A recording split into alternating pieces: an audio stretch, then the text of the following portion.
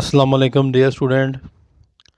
आज की इस वीडियो के अंदर बेटा मैं आपको क्वेश्चन कराऊंगा क्लास बीए फ़ारसी ऑप्शनल। इसके अंदर एक 10 नंबर का क्वेश्चन आता है लास्ट पे, जिनमें से एक क्वेश्चन ये है, गुलिस्तानी का असलूब तहरीर जो है वो बयान करें। ठीक है, तो आज हम जो है वो ये क्वेश्चन करेंगे। आप नोट फरमा लें, गुलिस्तान का असलूब तहरीर जो है वो बयान करें। इस तरह यानी कि जो है वो एक क्वेश्चन आ जाता है, एग्जामिनर अपनी मर्ज़ी से जो है वो पूछ सकता है। ठीक है, तो अच्छे तरीके से आपने जो है वो इसको रेडी कर लेना है। मैं आपको रीड आउट करवाऊँगा। यहाँ थोड़ी सी जो है वो डिफ़िकल्ट इबारत होगी, उसको मैं ज़रा इजी करने की कोशिश करूँगा। तो लेट्स स्टार्ट, शुरू करते हैं। गुलिस्तान अपने असलूब तहरीर के तबा से यकताए रोज़गार है।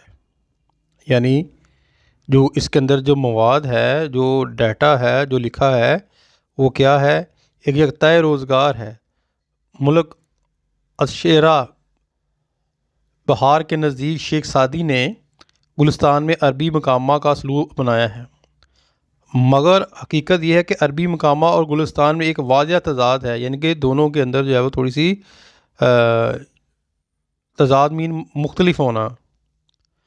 अरबी मकामा के खसाइस तकल्लुफ़, अवर्द और तवालत में, जबकि सादी की हिकायत में ना तकल्लुफ़ है, ना अवर्द और ना तवालत। जब शेख सादी ने गुलिस्तान लिखी, इस वक्त फ़ारसी में नसर का कोई ऐसा नमूना मौजूद नहीं था जिसकी निस्बत यह गुमान किया जाए तो गुलिस्तान की बुनियाद इस पर रखी गई होगी। फ़ारसी नसर या बोल चाल की ज़बान के मुताबिक लिखी जाती थी या ख़वास के रोज़मर्रा में तहरीर की जाती थी। नसर में शायराना शोखी और अल्फाज की तरतीब व तनासब की तरफ किसी का ध्यान नहीं था। ये शायरा सबसे पहले शेख सादी ने मुतय्यन की और गुलिस्तान की सूरत में उम्दा नसर की एक ऐसी मिसाल पेश की जिसका वजूद इनसे कबल नहीं मिलता।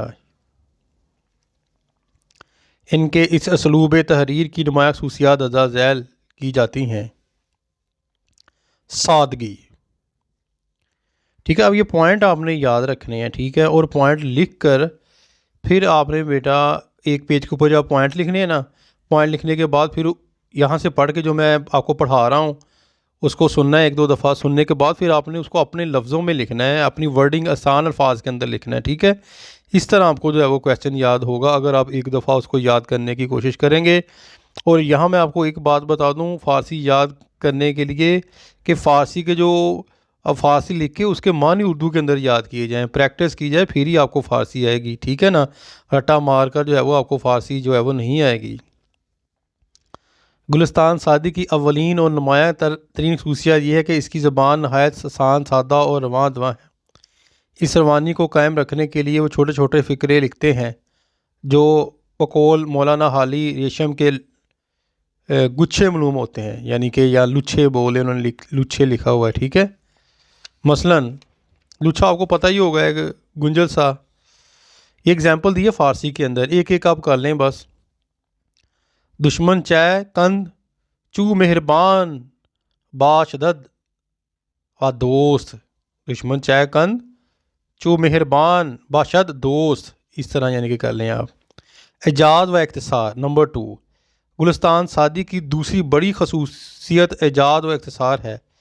शेख सादी वसी मज़ामीन को मुख्तसर से मुख्तसर अल्फाज में इस तरह अदा करते हैं कि मानी एक दुनिया इल्म में समा जाती है। यानी कि आपने एक क्वेश्चन किया होगा तलखीस नगारी।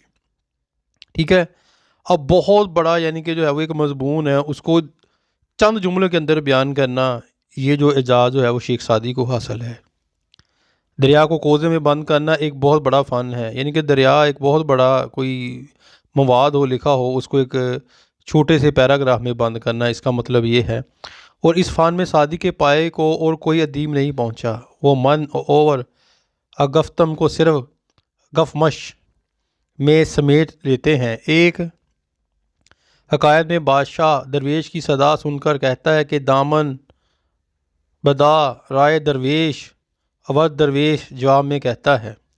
इस तरह आपने जो है वो इतना कर लें। ठीक है जी, इस तरह इस मुख्तसर जुमले में अफलास व बे मैगी की पूरी दास्तान सिमट आती है। इस तरह एक अकायद में बावर्ची खाने को आग लग जाती है जिससे सारा मकान जल कर तबाह हो जाता है।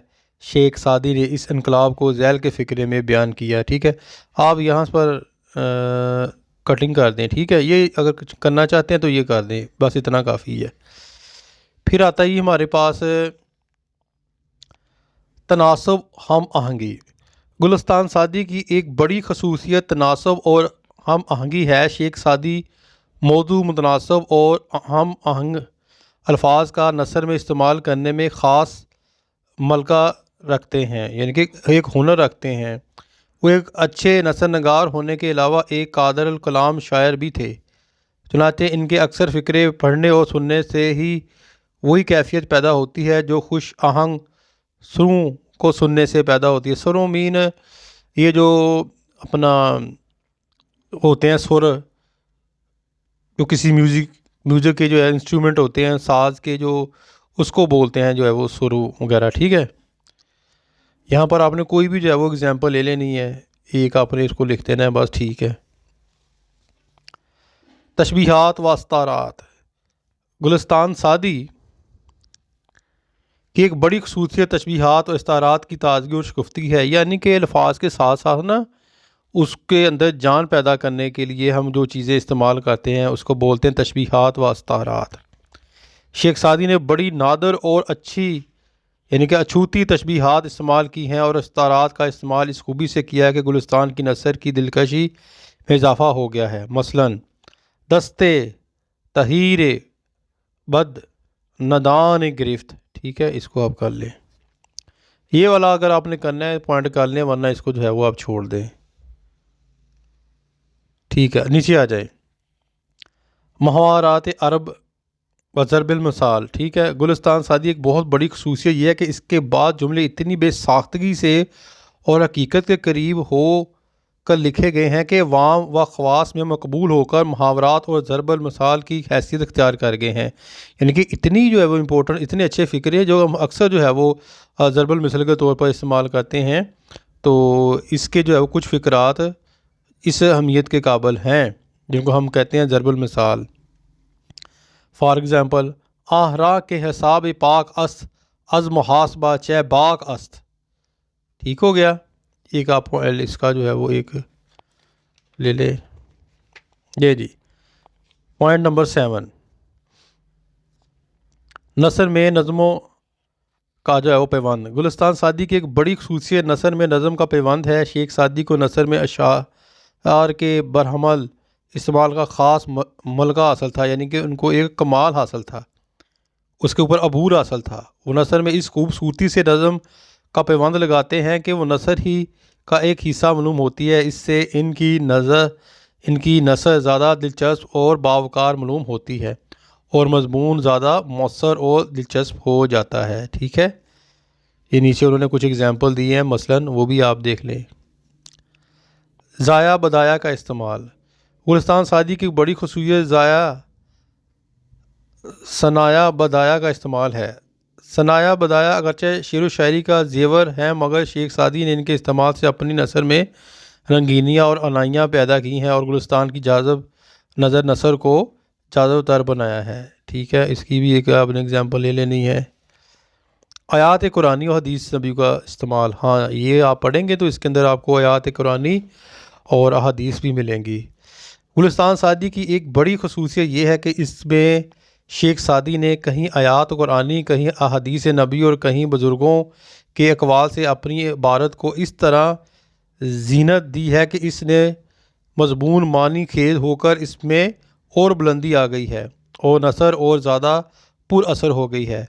अपने असलूब तहरीर की इन्हीं खसूसियात की बिना पर गुलिस्तान सादी न सिर्फ अखलाकी तबार से एक बुलंद मकाम की हामिल है, बल्कि इल्मी अदब और फ़नी तबार से एक गोहर यानी कि एक मोती इसको कहते हैं, बेबहा की हैसियत रखती है।